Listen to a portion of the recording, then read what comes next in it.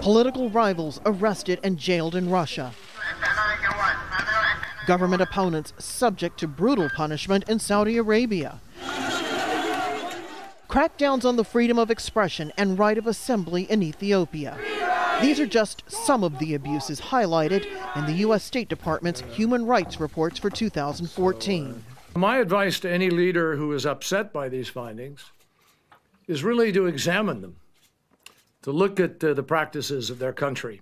What's more, U.S. officials say government human rights violations have made it easier for groups such as ISIL, Boko Haram, and Al-Shabaab to commit their own abuses. Yes, you have a right and a duty to do everything you can to defeat organizations like ISIL, but you have to do it in a way that respects human rights.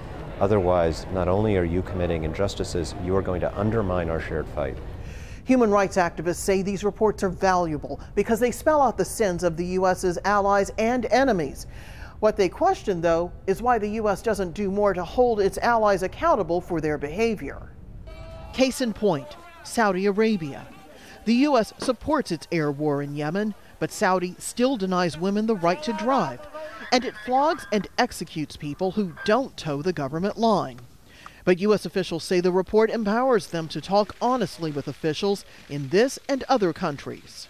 We're not just singling you out, Egypt, you out, Saudi Arabia, you out, China. We put out these reports on every single country. We try to hold everybody to the same standard, and we try to hold ourselves to that standard as well. That isn't enough for human rights activists.